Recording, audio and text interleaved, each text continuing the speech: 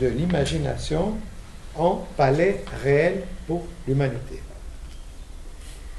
L'utopie est chez Bloch une sorte d'archéologie du passé.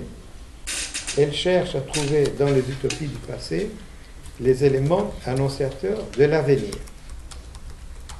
Les rêves éveillés d'un monde meilleur, quand ils sont portés par les classes opprimées, ont une force subversive et une incidence sur le monde réel.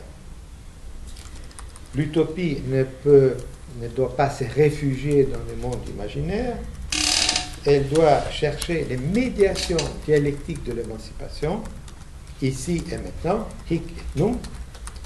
Elle doit percevoir le réel comme un, citation en latin, laboratorium possibilis salutis.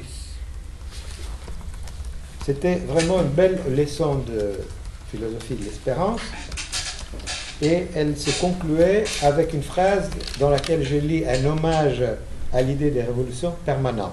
Je cite: « Toute utopie ne se réalise que de façon imparfaite. » Donc il faut à chaque fois à nouveau transformer la réalité. Bon, ça c'était en 1983, et 2 ans après, en 1985, à l'occasion du 100e anniversaire de la naissance de Bloch et de Lukács, nous avons co-organisé, Arno et moi, avec notre ami Nicolas Tertullian, un colloque international qui s'appelait Réification et utopie, Ernst Bloch et György Lukács, un siècle après. Alors, c'était un colloque très, pas du tout consensuel, il y a eu des débats assez intenses à l'Institut Goethe, et les actes ont été publiés en français et en allemand. La contribution de Arno était intitulée « Les navires de la mort de la philosophie, Ernst Bloch et Heidegger ». Donc il avait déjà la préoccupation d'opposer tout à fait radicalement ces deux philosophies, non seulement au niveau politique, mais aussi au niveau ontologique. Bien. Dans son premier livre sur Bloch, publié en français, Figure de l'utopie dans la pensée de Ernst Bloch, dans cette même année, 1985, c'est à partir d'un cycle de conférences au Collège international des philosophies. Alors, Arno continue à explorer la place du messianisme juif dans les écrits de jeunesse de Bloch et la dimension eschatologique de sa pensée. Alors, l'objectif de Bloch, dit-il, n'est pas de démythologiser la religion, comme proposait Rudolf Bultmann, mais de théocratiser la foi, ou autre chose, pour aboutir à l'athéisme religieux. C'est une formule paradoxale, évidemment, mais je pense qu'elle saisit très bien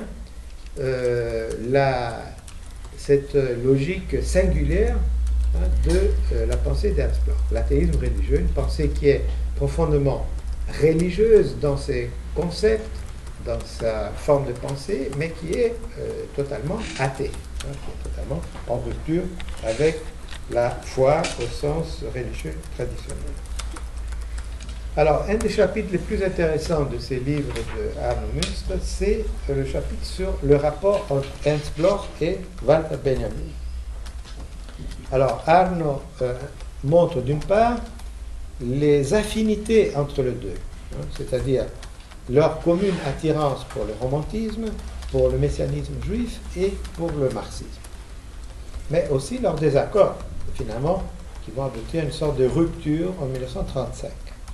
À propos du livre de Bloch, Héritage de notre temps.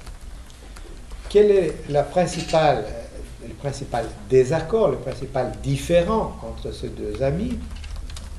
Selon Arno, c'est la contradiction entre le principe espérance de Ernst Bloch et le pessimisme historique de Benjamin. Bon. Je ne suis pas tout à fait en désaccord avec cette thèse, mais j'ai quelques nuances. Nous avons une discussion sur cette question depuis pas mal d'années, et je dirais donc mon point de vue en 2 mots. effectivement, il y a un pessimisme historique chez Benjamin, qu'un doute là-dessus. Un pessimisme qui est notamment manifeste à partir de 1929, quand dans les textes sur le surréalisme, Benjamin parle que le rôle du révolutionnaire, c'est d'organiser les pessimismes. Mais je pense que ce pessimisme était justifié, parce que l'histoire qui allait suivre dans les années 30, bon, la victoire du nazisme en 1933, et après la Deuxième Guerre mondiale, Auschwitz, Hiroshima, bon, disons, les pessimismes, qui n'étaient pas un pessimisme ontologique, disons, mais un pessimisme historique de Benjamin était justifié. Mais en même temps, Benjamin ne fermait pas la porte à l'espérance messianique, mais politique aussi. D'ailleurs, dans les thèses de 1940 sur le concept d'histoire, qui sont peut-être son texte les plus pessimistes, il y a cette phrase bien connue: chaque seconde est la porte étroite par laquelle peut passer le Messie. Messie, c'est-à-dire, en traduisant, disons, son correspondant politique, la révolution. Donc, chaque seconde est la porte étroite par laquelle peut passer l'interruption messianique révolutionnaire.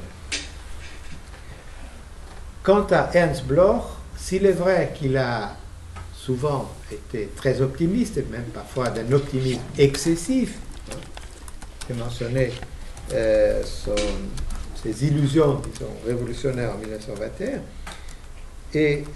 mais en même temps, il faut rappeler qu'il a, dans certains textes, critiqué explicitement ce qu'il appelle l'optimisme plat de la foi automatique dans le progrès. Et il dit même que cette foi dans le progrès automatique peut devenir un nouvel opium du peuple. Et donc, dit-il, je cite Ernst Bloch, une pincée de pessimisme est préférable à cette foi aveugle et plate dans le progrès. Car un pessimisme soucieux de réalisme se laisse moins facilement surprendre et désorienter par le revers et les catastrophes. Et il insiste donc sur le caractère objectivement non garanti de l'espérance utopique. Là, je pense que nous ne sommes pas, il n'est pas tellement éloigné de Benjamin. Alors, dans un autre ouvrage en français sur Bloch, de Arno Münster, Ernst Bloch, Messianisme et Utopie, 1989, il y a une série d'analyses très intéressantes sur les rapports de Bloch à l'école de Francfort, à Lukács, etc., et au romantisme. Bon, la question du romantisme n'est pas très développée, elle n'est pas vraiment systématiquement développée par Arno, mais il y a un chapitre sur Bloch et Schelling, très intéressant, où il montre que Ernst Bloch a intégré dans sa théorie marxiste tout le côté romantique de la philosophie de Schelling, ce qui s'est traduit par son admiration pour ce que Schelling appelle la cité magique pétrifiée, Versteinerte Zauberstadt, ce qui a, au fond, la continuation des rêves de Novalis, la matière onirique, mystérieuse de Novalis, de la poésie de Novalis. Et dans ces livres de Arno Münster se trouve une très très belle définition de la méthode de Ernst Bloch. Je cite Arno Münster: Ernst Bloch collectionne les pièces d'or utopiques du passé pour les fondre dans l'or futur d'une nouvelle espérance. Je trouve que c'est vraiment une magnifique synthèse de la méthode de Ernst Bloch. Et ces livres, donc Ernst Bloch, Messianisme et Utopie de 1980,